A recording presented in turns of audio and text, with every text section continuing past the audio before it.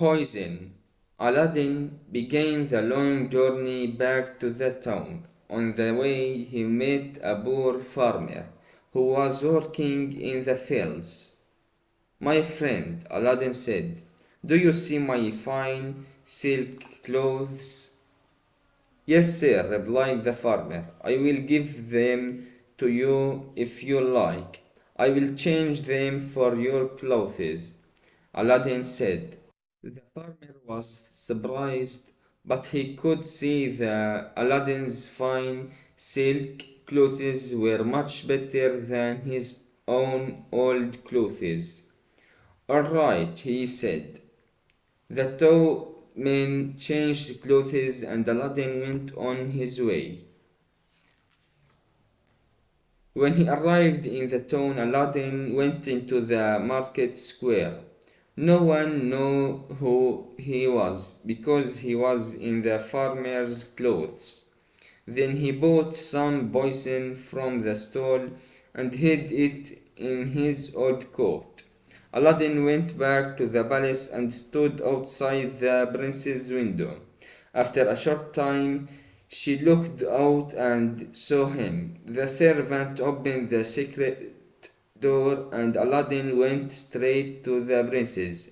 Listen to my plan, said Aladdin. Put on your finest clothes and your biggest, most precious jewels. Then wait for the wizard to come. When he arrives, smile at him and welcome him to the palace. Ask him to have a dinner with you. Tell the wizard that you will be happy to marry him. At dinner, give him a big plate of meat and rice to make him want to sleep. Aladdin went on. When he is almost asleep, put some of this in a honey cake. Then Aladdin held up the bottle of poison. Hide it in your dress. Give the wizard the honey cake. He will eat it and the poison will kill him. Then we will be happy again. I will do my best, Aladdin, but he is very wicked wizard. The princess replied.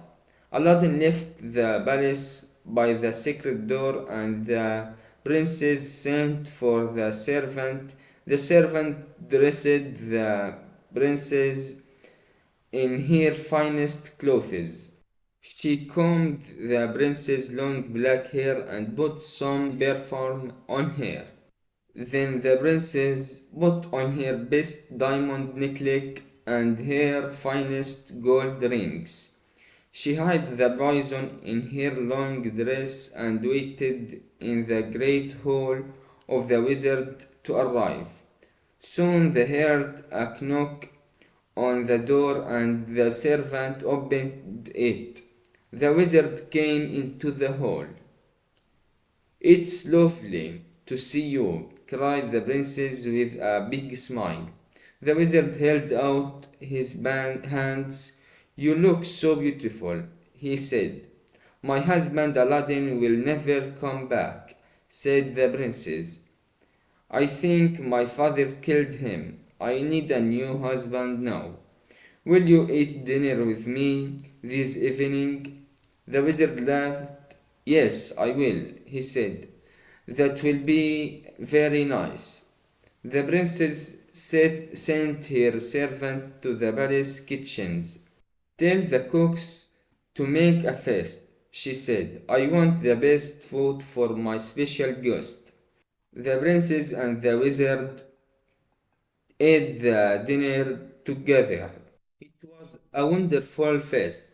Roast lamb, spicy chicken, rice with nuts and raisins, fresh bread and ripe tomatoes, cakes, beets with cream and rose water. The wizard ate everything. After dinner, he felt very tired. He closed his eyes and he was soon almost asleep. The princess looked at the wizard and quietly took the poison from her dress. She put a few drops of poison onto a little honey cake and put the cake on a plate in front of the wizard. Then she took a second honey cake for herself. Wake up, she said, the feast isn't over. Will you try some honey cake? My cooks have made them just for us. The wizard opened one eye. Of course, my dear, he said. He looked at the two honey cakes. I will take a bite from yours, and you must take a bite from mine. He picked up the princess' honey cake and took a bite. The princess thought quickly. I am not hungry, she said. I have eaten too much. You can eat all of my cake, and then you can eat your own cake. The wizard finished the prince's cake and then picked up the poisoned one. He put it into his mouth and took a big bite. Suddenly, with a loud cry, the wizard fell off his chair and onto the floor. At that moment, Aladdin came back. He knelt down on the floor and looked at the wizard. The wizard is dead, he cried. Then Aladdin put his hand inside the wizard's coat and pulled out the magic lamp. Aladdin rubbed the lamp. There was a flash and a puff of green smoke. Suddenly the genie of the lamp appeared. He smiled and bowed. What can I do for you, master? The genie asked. Take this palace and everything in it back to the town, said Aladdin. There was a huge flash and very big cloud of green smoke. In a moment the palace was back into the town, next to the Sultan's palace. The Sultan was very sad. He missed his daughter, but the morning when he looked out of his bedroom window, he saw a palace. He rubbed his eyes and looked again. It was really there. He ran down the stairs and across the red and gold carpet. Aladdin was waiting for him outside the palace. He took the Sultan into the great hall. The Sultan saw his daughter, the princess, and he ran to her. My dearest girl, you are safe, cried the Sultan. He was happy to see her. And then the princess told the Sultan her story. The Sultan smiled to Aladdin and said, my daughter is the most virtuous thing in the world, and you saved her from the wicked wizard. Thank you, Aladdin. Then the Sultan called the vizier and said, we will have a big party in the town to celebrate the return of my daughter and her husband Aladdin. The party lasted for a whole month. All the people of the town laughed, danced, and had a wonderful feast.